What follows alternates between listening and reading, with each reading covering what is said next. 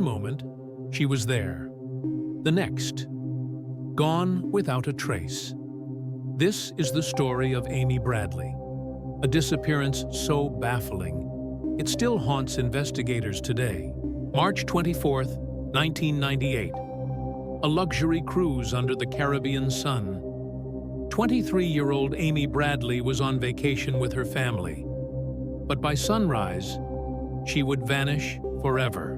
When her father woke up, Amy was gone. No note, no struggle, just an empty bed. The ship was searched. The ocean was scoured. But Amy was nowhere to be found.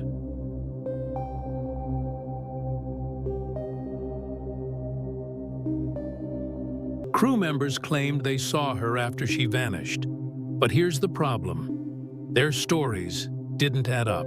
The description was chillingly specific. A man in his late 30s, short cropped hair, a tattoo just visible beneath his rolled-up sleeve. He didn't belong there, not at that hour, not outside Amy's cabin. Passengers reported him lingering, just watching, waiting. But here's where the story fractures. When pressed, the crew claimed no such man existed. The ship's logs, mysteriously incomplete. And the lone witness who came forward? A Canadian tourist named Alistair, who later recanted his entire statement, saying he'd been mistaken.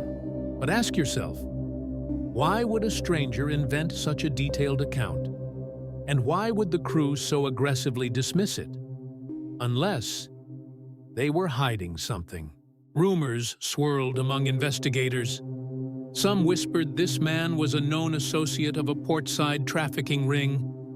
Others suspected he was a crew member using an alias, a ghost in the system. The most damning detail? A bartender recalled serving a man matching this description the night Amy vanished.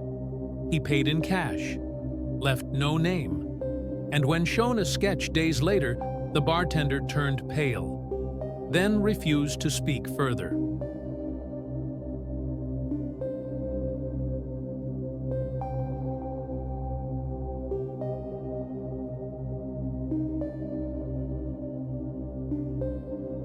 But the bartender wasn't the only one who remembered him.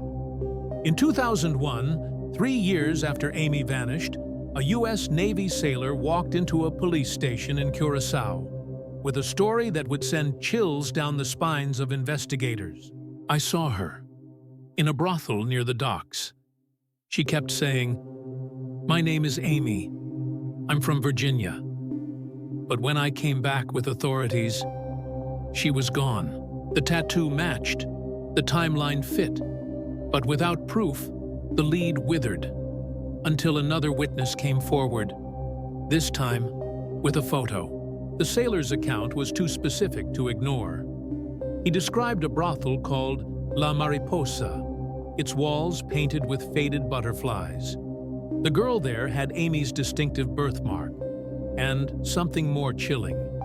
When he mentioned Virginia, she grabbed his arm, her nails drawing blood, whispering, "Tell them I'm alive." But the next night, the brothel was empty, scrubbed clean, like she'd never been there. Then, the breakthrough. In 2003, an anonymous tipster mailed a Polaroid to the FBI. The photo showed a woman, gaunt but recognizable, standing near a dockside bar in Barbados. Forensic analysts confirmed the tattoo matched Amy's. The dental records? A Hedvenyolk Sazalekos match. But the most damning detail wasn't visible at first glance. Enhanced imaging revealed a reflection in the bar's mirror. A man's face. The same sharp jawline, the same tattoo peeking from his sleeve. The phantom from the cruise. Here's where it gets stranger. The FBI traced the photo's development to a Trinidadian pharmacy. The clerk remembered the customer, a nervous American who paid extra to destroy the negatives. Yet the biggest twist came from Interpol. In 2005, a raid on a trafficking ring in Martinique uncovered a ledger. One entry stood out: a B, 1998, $50,000, VIP client. The date? March 25th, the morning Amy vanished. The buyer's identity? Redacted. But the payment method? Untraceable casino chips. From a cruise ship casino. Was this proof? Or just a sick coincidence?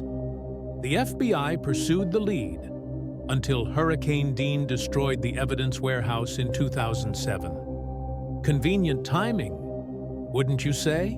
The Polaroid arrived with no return address, postmarked Barbados. The woman's face was gaunt, her hair bleached white. But the tattoo? Identical to Amy's. Yet the FBI hesitated, because the real horror lay in what they almost missed. Enhanced imaging revealed him, the same man from the ship, standing behind her, watching, and in his hand, a cruise ship keycard, Rhapsody of the Seas, still visible. But when analysts enlarged the card's number, the digits were scratched out, deliberately.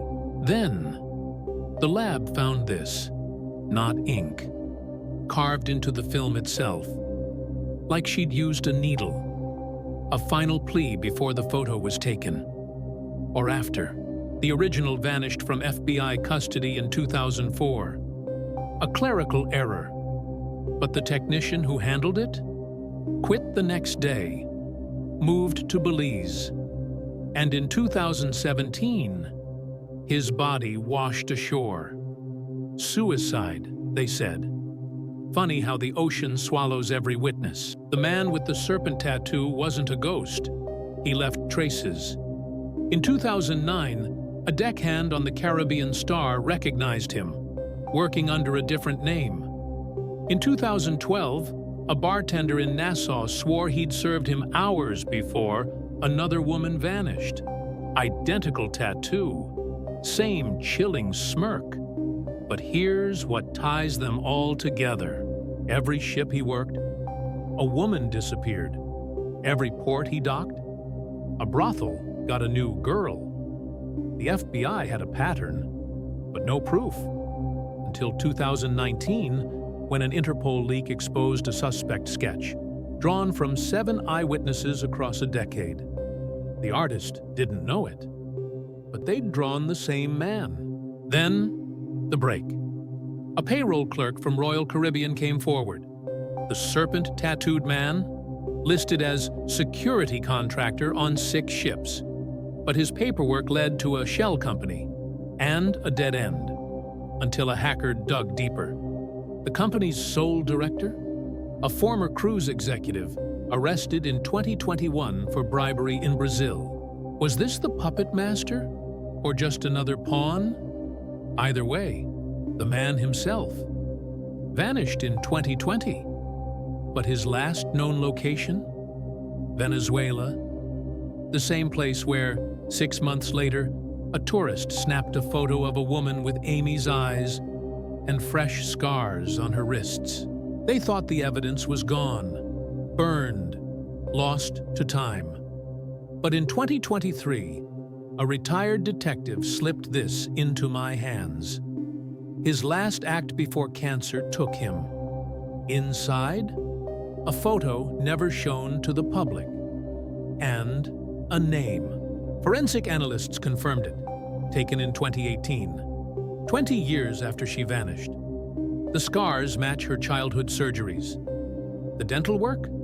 American. But the room, that's where it gets colder. Ringgit Malaysia 317 belas, a VIP suite on the ocean breeze. A cruise ship owned by the same shell company linked to our serpent-tattooed man. Then, the bombshell. A handwritten note tucked behind the photo. She's in Venezuela, guarded by Los Fantasmas. They move her every 3 months. Find the accountant. The accountant? Alfredo Venzano, a money man for Los Fantasmas. And in 2021, he made a call that still chills investigators to a number registered to a cruise line executive's mistress. The call lasted 47 seconds, just long enough to say, what? A location? A threat? Or a payment confirmation? We'll never know. Because 2 days later, Benzano's Mercedes plunged off a Caracas cliff. The black box, conveniently, damaged. Amy's family still searches. The FBI still watches. And somewhere, in a locked room on a ship that doesn't exist, a woman waits.